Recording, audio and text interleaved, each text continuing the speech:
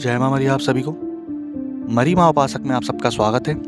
आशा करता हूँ माँ मरी की कृपा आप सब पर बनी रहे। आज मैं आपके लिए एक ऐसा प्राचीन शाबर ग्रामीण मंत्र लेकर के आया हूँ जो ना यूट्यूब पर है ना किताब पर है, जो है पाताल भैरवी का। मैंने पहले भी इस बारे में बात की थी, संस्कृत मंत्र बताया था इसका, पुरानी लास्ट वीडियो में पढ़ा है। लेकिन अभी का जो मंत्र है ये अति गोपनीय है और शाबर है। तो पहले इसको समझते हैं कि पाताल भैरवी क्या है और क्या शक्ति है ये। जिस प्रकार शिव की अर्धांगिनी है पार्वती, शिव बिगड़ते हैं तो पार्वती संभालती है, पार्वती बिगड़ती हैं तो शिव संभालते हैं। उसी प्रकार भैरव बिगड़ते हैं तो भैरवी संभालती है और भैरवी बिगड़ती है तो भैरव संभालते हैं। और पाताल भैरवी हर चीज में आसक्त है। उसे किसी भी तंत्र मंत्र को झेलने की आवश्यकता नहीं है। जैसे कुछ ऐसे होते हैं ना जो बोलते हैं, जो पीर फकीर है ना, सारे क्या करते बोलते हमारे ऊपर तंत्र हो गया, मेरे को बांध दिया गया था। पाताल भैरवी को बांधने वाला कोई पैदा नहीं लिया।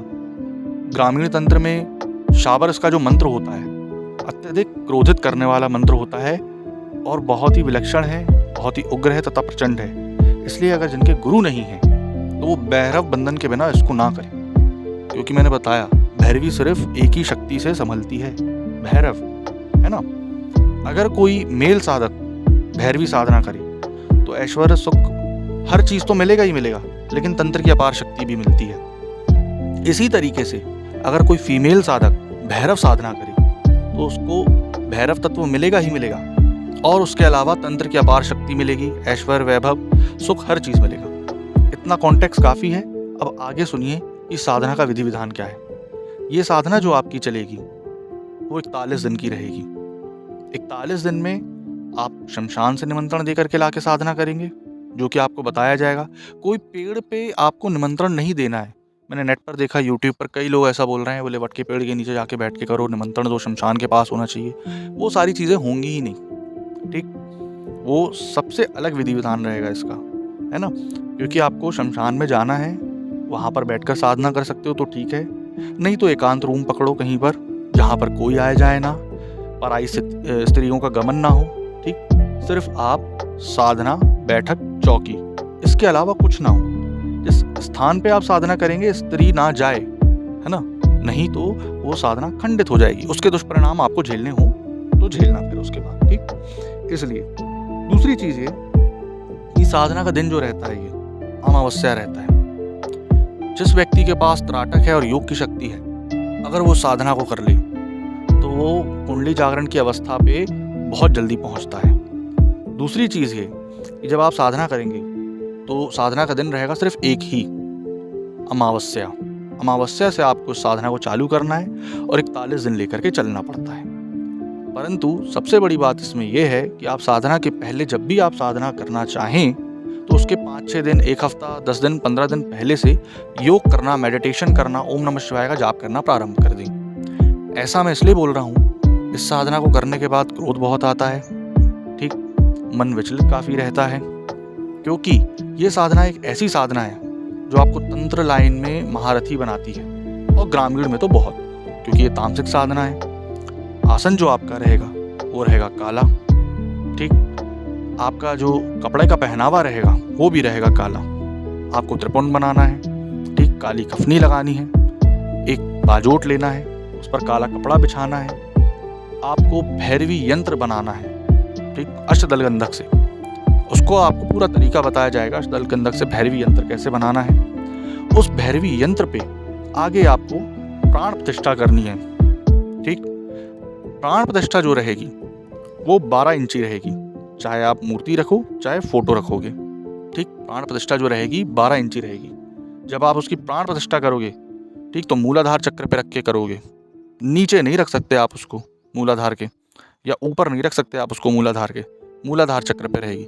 जब आप उसके मंत्रों का उच्चारण करोगे मूलाधार चक्र से करोगे। इसमें आप जो चलाओगे माला वो सिर्फ मुंड माला चलेगी।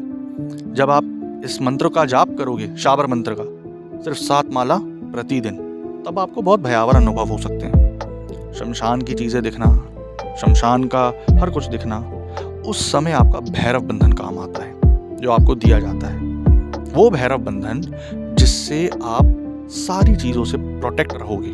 क्योंकि ऐसा नहीं है कि भैरवी के मंत्र अगर आप जाप कर रहे हैं, पाताल भैरवी के खासकर, तो वही आपको डायरेक्ट आके खड़ी हो जाए। उसके नीचे इतनी योनियाँ चलती हैं कि हम उसे सहन करने के लायक नहीं हैं। उसे हम देखेंगे तो वैसे ही भयभीत हो जाएंगे। इस कारण से इसमें भैरव बंधन अति आवश्यक होता है। जब आप भैरव बंधन टलवा करके इस साधना को करते हैं, तब आप उसके लायक बनते हैं और आपको समझ में आता है कि हाँ, एक्चुअली ये पावर क्या है। आपने कई बार सुना होगा ना, त्रिपुर भैरवी, बाल भैरवी, ये सारे इसी के रूप हैं। क्योंकि आपने सुना होगा कि एक ऐसी शक्ति है, मैं नाम नहीं लूंगा उसका, जो मरे हुए को प्रतिदिन जिंदा करती थी, है ना, मरे हुए प्रतिदिन जिंदा करती थी। क्यों? क्योंकि वो भैरवी है। अपन बोलते ना त्रिपुर सुंदरी, वो त्रिपुर भैरवी है ना, मरे हुए को जिंदा करती है वो, जो रोज मर रहा है, रोज जीवित अवस्था में आ रहा है। तो सोचो, काल चक्र से कितना नहीं बचाएगी आपको, अकाल मृत्यु से कितना नहीं बचाएगी। अब आते हैं कि आपको भोग में क्या रखना है। भोग जैसा कि आपको पता है कि तामसिक विधान रहता है, ठीक। आपको मीठा, ठीक, दही बड़े, उड़द, पीली सरसों, काली राई, ये सारी चीज़ रखना है। और उसके बाद आपको एक तामसिक भोग रखना पड़ेगा।